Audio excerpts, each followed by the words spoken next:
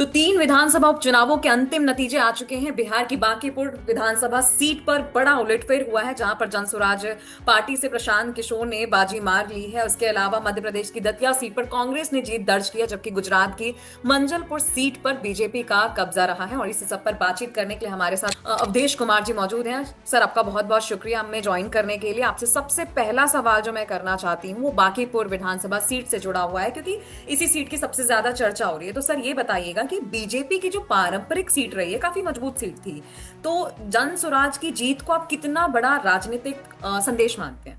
बहुत बहुत धन्यवाद। देखिए, चुनाव परिणाम चाहे वो उपचुनाव का हो, किसी का हो, उसके मायने होते हैं। हम सब लोग पत्रकार हैं, विश्लेषक हैं, अलग अलग उसी की समीक्षा करते हैं और की भी जाएगी। प्रशांत किशोर के जीवन की ये एक ऐतिहासिक घटना है कि पहली बार वो जीतकर विधानसभा में पहुंचे हैं। और चूंकि प्रशांत किशोर अपने तेवर के लिए जाने जाते रहे, अभी तक जो उन्होंने जन स्वराज की स्थापना की, जो यात्राएं की, जो पिछले चुनाव में चुनाव प्रचार किए, भले उनकी पार्टी पूरी तरह फेल हो गई बिहार में। शायद जमानत बचाने वाले मुझे याद नहीं है कुछ कैंडिडेट थे या नहीं थे, लेकिन वो एक साथ Bharatiya Janata party, Janata Dal you, RJD और कांग्रेस चारों पर तीखा हमला करते थे।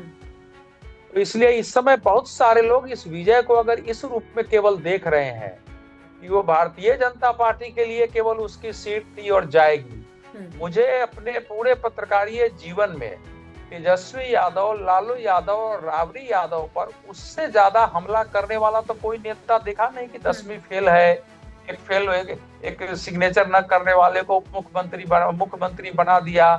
तो वो इसका मायने ये है कि विधानसभा और विधानसभा के बाहर चूंकि उनकी एक ताकत बनी है, वो इस विषय को उठाएंगे, आएंगे। अब देखिए, इसके परिणाम के अलग अलग विश्लेषण होंगे। 1995 से भारतीय जनता पार्टी वो सीट हारी नहीं, पहले पटना पश्चिम के नाम से वो जाना जाता था।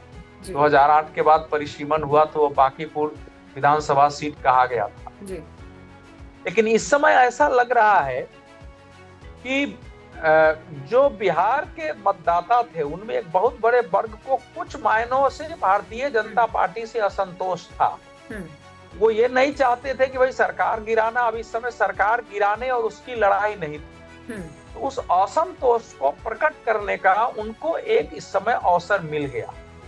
चाहे वो यूजीसी का विनियमन हो पहले से, या फिर भरत तिवारी के जो इनकाउंटर हुए थे जिसको लेके प्रश्न भी उठा, बाद में हालांकि पुलिस सस्पेंड हुए हैं, उसकी जांच भी हो गई, लेकिन आरंभिक दिनों में शायद सरकार वो मैसेज नहीं पहुंचा सकी लोगों को कि हम सही तरीके से जांच कर रहे हैं, और इसको इशू इन्होंने उठाया। तो तीसरा मुझे लग रहा है कि पिछले चुनाव में प्रशांत किशोर ने स्वयं को एक सेकुलर चेहरे के रूप में पेश किया था, यानी कहीं अगर कोई चंदन लगा दिया तो बाहर निकलते मंदिर से उसको मिटा देते थे। अच्छा। इस बार वो पूरा मंदिरों में जाकर एकदम त्रिपुण चंदन लगाकर चल रहे थे जी, ताकि उस क्षेत्र के जो सवर्ण मतदाता है, ब्राह्मण है, भूमिहार है, उन सबका, और जो पश्चिम बंगाल में हिंदुत्व के आधार पर जीत हुई है और बिहार के भी चुनाव में वो हिंदुत्व एक बड़ा कारक था चुनाव में, तो वो उन्होंने उसको बुलाने की कोशिश की है।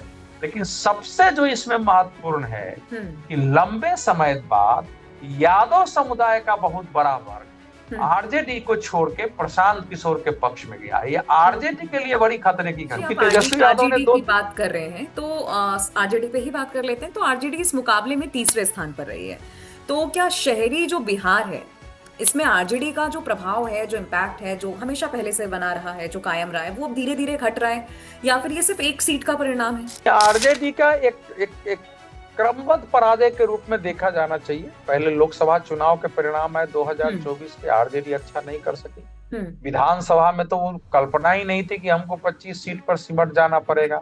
तो इसलिए उनका एक क्रमबद्ध है। असल में हमारा देश कई बार भूल जाता है कि लालू प्रसाद यादव के परिवार को बिहार के लोगों ने 2005 से लेके और 2014 तक लगातार 5 चुनाव में हरा दिया। उनके पूरे परिवार को लोगों ने पराजित कर दिया। तो नीतीश जी का जब अपना थोड़ा बहुत जो है माथा घूमा कि हम प्रधानमंत्री के उम्मीदवार हो सकते हैं, नरेंद्र मोदी जी के विरुद्ध गए और फिर उन्होंने साथ लिया, तो 2015 और 20 में उनको सफलता थोड़ी मिली थी, अब वो फिर उस स्थिति में पहुंच गए हैं। इसलिए आरजेडी की जो स्थिति में 10,000 मात्र वोट मिला है वहां, पिछली बार चुनाव में वो सेकेंड नंबर पर थे, तो जाहिर है कि आरजेडी के लिए तो एक मतलब आरजेडी के लिए बहुत बड़ा आघात है, भाजपा के लिए आघात तो है ये। कहाँ 98,000 वोट मिला था नितिन नवीन जी को, कहीं 44,000 तक आया उनके लिए भी, लेकिन आरजेडी के लिए तो कुछ बचा ही नहीं है यहाँ। कम से कम बीजेपी मुकाबले में तो है वहाँ। अवधेश जी, ये बताइए कि प्रशांत किशोर जी हमेशा ये लगातार कहते आ रहे हैं, हमेशा हमने उनका ये बयान सुना है कि उनका जो सीधा मुकाबला है वो सीधे सीधे बीजेपी से। तो ये जो बांकीपुर की जो जीत है, तो क्या पहली बार इस जो हमेशा वो प्रशांत किशोर दावा कर रहे हैं उसे, उनके इस दावे को राजनीतिक वैधता, एक वैलिडिटी मिल गई है? देखिए, ये तो उन्होंने इस रूप में कभी नहीं कहा है कि हमारा केवल मुकाबला भाजपा से है, वो सबको निशाने पर लेते ही रहे हैं। और यहाँ तो भाजपा का ही कैंडिडेट मुख्य था, तो यहाँ तो मुकाबला उनका भाजपा से था ही, कड़ा था। भाजपा के कैंडिडेट को उन्होंने हराया है। लेकिन प्रशांत किशोर एक, उनको भी मालूम है कि देश की राजनीति की दिशा किधर जा रही है, उन्होंने मुख्यमंत्री को ज्यादा निशाना बनाया है। सम्राट चौधरी को लोगों कहा है कि बिहार में मुख्यमंत्री भाजपा को बदलना चाहिए, तो इसको इशू बनाएंगे। लेकिन भारतीय जनता पार्टी का अपना मामला है, अगर वो किसी को मुख्यमंत्री बनाए हैं तो ऐसा तो नहीं हो सकता है कि एक उपचुनाव में हार हुई और कल वो मुख्यमंत्री बदल देंगे। तो अभी आएगा, लेकिन ये है कि अभी ये मुख्यमंत्री को निशाने पर लेंगे। चुनाव के पहले भी उनको इनकी डिग्री को लेकर, उनकी संपत्ति को लेकर उन्होंने निशाना बनाया था, आगे भी निशाने बनाएंगे। उन्होंने बताया है कि गुजरात पर जितना ध्यान देते हैं बिहार पर नहीं ध्यान देते, ये बात सही नहीं है। बिहार को किसी राज्य से कम पैकेज, किसी राज्य से कम आर्थिक सहयोग और उसके विकास के लिए नरेंद्र मोदी सरकार ने कभी कम काम नहीं किया है। और बिहार इस समय देश में जो सबसे तेजी से विकसित होने वाले और सर्वाधिक जीडीपी ग्रोथ रेट वाले राज्यों में आज भी है, लंबे समय से है, डबल डिजिट में उसका ग्रोथ रेट है। तो ये भी नहीं है कि बिहार का ग्रोथ नहीं हुआ है।